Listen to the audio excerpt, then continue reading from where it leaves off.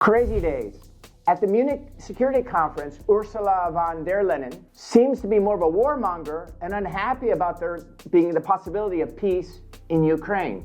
She says, and Olaf as well, that they're concerned about the Ukrainian people. I don't think they could give a shit about the Ukrainian people, let alone their own citizens in Europe. I mean, after all, let's face it, these are elitists. They're members of the Bilderberg, World Economic Forum. They've never been elected. I doubt they've ever worked a day in their lives, like actually got their hands dirty. So they can't really relate to common people. She's never been to Ukraine and spoken to normal people. That I can assure you. I have. I spent months there, actually. And what I found was that a large portion of the Ukrainians want to be part of Russia, at least in 2010. And there was a sliver, which was around the Lvov in that area, that wanted to be part of NATO and part of the European Union. And by the way, I was in a meeting where NATO was meeting with military people of the Ukrainian army in 2010. And by the way, after I was at that meeting a few months later, I had problems leaving Ukraine, and then I was detained in an airport of one of the G7 countries. Interesting fact, but we'll talk about that more in another video. She's so focused on this issue with Ukraine and Putin and not wanting to find a peaceful solution. Why doesn't she focus on mass immigration, illegal immigration, that's ripping apart the fabric of Europe? Crime rates have gone crazy. People are not happy with it. But that's not important what my citizens want. It's important what me and my cronies, elitists at Bilderberg and World Economic Forum, what we want. Because it's all about us.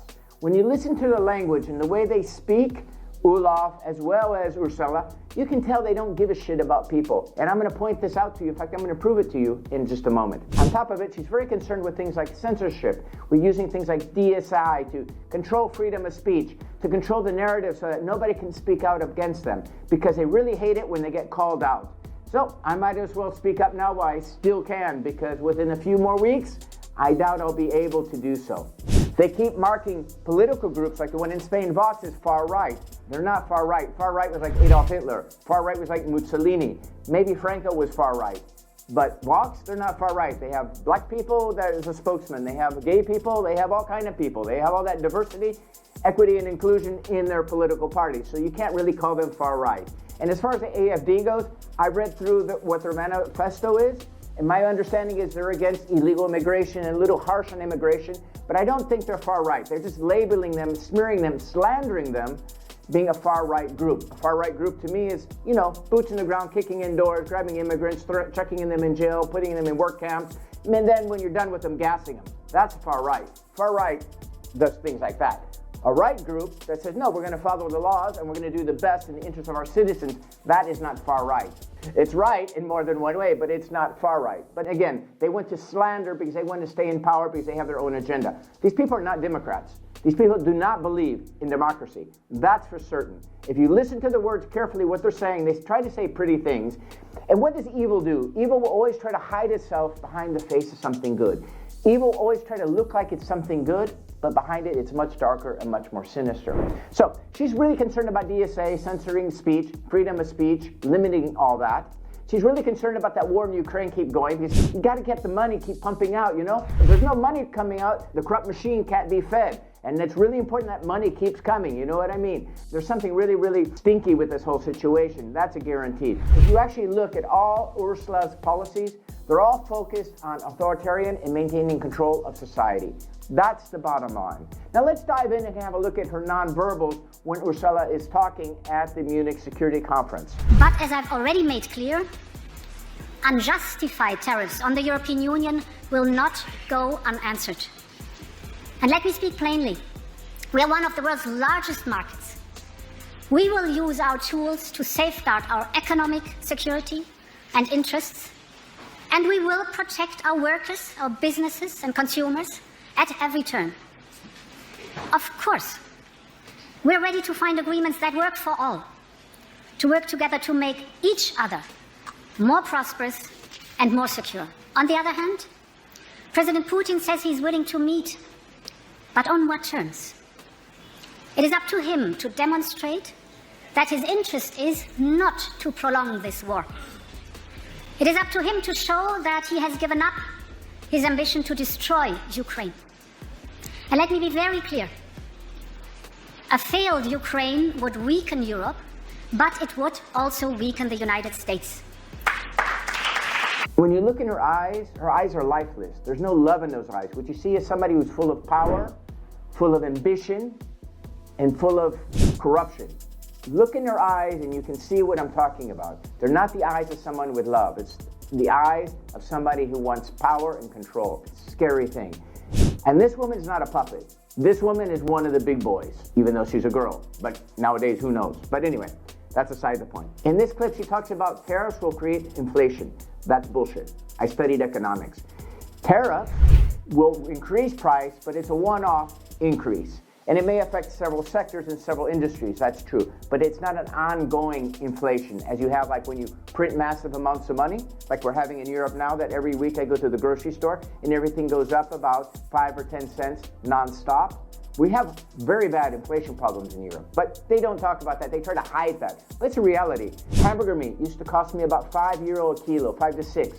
Now it's almost at 13, 14 euros. And this has all really been within the last 2 to 3 years. A can of tuna fish used to cost me 3.5 euros. A can of tuna fish today costs me 8 euros. So inflation, that's inflation. Tariffs don't create inflation. They do raise prices, but only temporarily, and it's a one-off. In this video clip, you'll see that when she feeds this bullshit to the audience, she's looking around to see if people are buying what she's saying. Watch her eyes very closely, and you'll see what I'm saying. Now we're going to move on to something that I find really fascinating, talking about freedom of speech. J.D. Vance, the Vice President of the United States, gave a very good speech talking about freedom of speech. I look to Brussels, where EU commissars warn citizens that they intend to shut down social media during times of civil unrest the moment they spot what they've judged to be, quote, hateful content. Or to this very country, where police have carried out raids against citizens suspected of posting anti-feminist comments online as part of, quote, combating misogyny on the internet, a day of action. I look to Sweden, where 2 weeks ago the government convicted a Christian activist for participating in Koran burnings that resulted in his friend's murder. And as the judge in his case chillingly noted, Sweden's laws to supposedly protect free expression do not, in fact, grant, and I'm quoting, a free pass to do or say anything without risking offending the group that holds that belief. He's talking about how freedom of speech, censorship is under threat in Europe. And then he goes on to add how thought crimes are growing in Europe, meaning it's a crime to pray in your house. It's a crime to think a certain thought. He wasn't being rude to people. He wasn't trying to be nasty. He was just bringing up the fact that in Europe, they're going in a tendency of there being too much censorship and a limit of freedom of speech. And that's probably why they're meeting with groups like the AfD and other right groups, not far-right groups, but right groups, because they're more inclined to allow people to have that freedom of speech. Whereas this coalition of group of politicians are only interested in just staying in power, and they have no interest in preserving your freedom or your democracy. It's just a pseudo-democracy. They want you to believe you live in a democracy, when in fact it's a controlled democracy. Because when you're limited to what you can say, what you can express, what you can think, you no longer live in a democracy. You live under a totalitarian regime. And that's what's happening in Europe. Do you think there was anything in the Vice President's speech worth reflecting on? Oh. You mean all this very relevant as discussions about Ukraine and security in Europe? So all off when he insulted Vance, which he did, because Vance didn't insult the Germans, he didn't insult the Belgians, he didn't insult the English. All he was pointing out is what's happening, backing it up with examples, concrete examples, people being arrested or unfairly prosecuted for things like praying. Okay, fine, it was near an abortion clinic, but they weren't like running around marching with signs and stuff. If you want to stand someplace and close your eyes and pray, okay, that's your business. Who am I to tell you what you can't think? And my thought, people that write laws like this or sign laws like this should be put in prison. Right here, I think to the tower with Keir. I think Keir Starmer would do well to spend some time in the tower, because whoever came up with this law, though I did see it started in 2014, and I'm not sure who was prime minister back then. So it had been before Boris. So anyway, whoever it was, that person should be like locked up or maybe even shot. How can you arrest people for having thought crimes? Because I thought of this and I thought of that. Who in the hell, what kind of politician would even come up with something like that? Who are you? Who do you think you are? And in this next clip, we're going to see where J.D. Vance is talking how the Romanian elections were annulled. Now, we're at the point, of course, that the situation has gotten so bad that this December, Romania straight up canceled the results of a presidential election based on the flimsy suspicions of an intelligence agency and enormous pressure from its continental neighbors. Now, as I understand it, the argument was that Russian disinformation had infected the Romanian elections. But I'd ask my European friends to have some perspective. You can believe it's wrong for Russia to buy social media advertisements to influence your elections. We certainly do. You can condemn it on the world stage even. But if your democracy can be destroyed with a few $100,000 of digital advertising from a foreign country, then it wasn't very strong to begin with. They were canceled because the European Union didn't like the outcome. So they said, Russian interference, social media interference. Oh my God, we got to get rid of these people. We can't let Europe start becoming conservative because that would be bad for our program. I mean, the Bilderbergs won't stand for that, nor will the elitists in the World Economic Forum. We have to prevent this.